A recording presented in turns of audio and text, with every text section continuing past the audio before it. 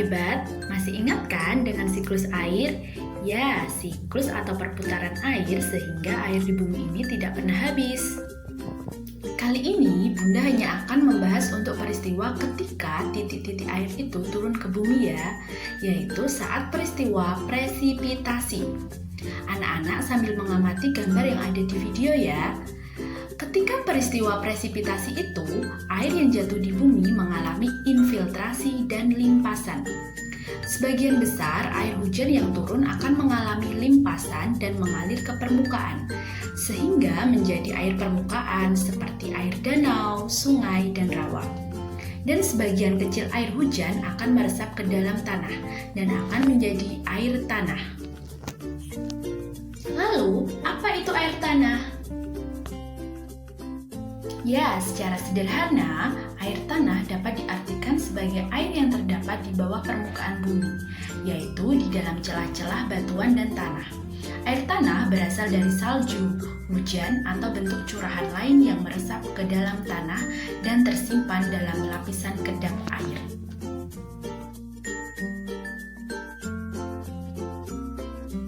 Nah, berikut adalah siklus air tanah secara sederhana.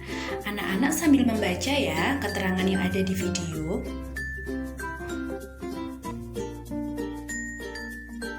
Setelah anak-anak mengetahui apa itu air tanah, Bunda akan menampilkan jenis air tanah berdasarkan letaknya. Berdasarkan letak tempatnya, air tanah dibagi menjadi dua macam, yaitu air tanah dangkal dan air tanah dalam. Air tanah dangkal atau yang disebut dengan freatik adalah air tanah yang letaknya tidak jauh dari permukaan tanah serta berada di atas lapisan kedap air atau yang disebut dengan impermeable. Contohnya, air sumur yang terletak di antara air permukaan dan lapisan kedap air. Selanjutnya adalah air tanah dalam atau yang disebut dengan artesis. Air tanah yang letaknya di antara lapisan akuifer dengan lapisan batuan kedap air. Anak-anak sambil mengamati gambar yang ada di video ya.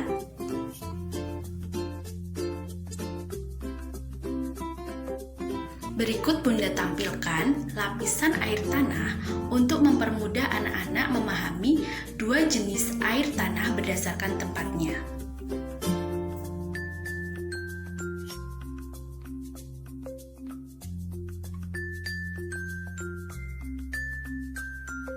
Berikut proses pergerakan air tanah yang diawali dari hujan sampai menjadi air tanah. Nah, anak-anakku sudah paham kan bagaimana proses terjadinya air tanah? Nah, selanjutnya, apakah benar jika air tanah yang digunakan terus-menerus tidak akan habis? Berikut faktor yang mempengaruhi ketersediaan air.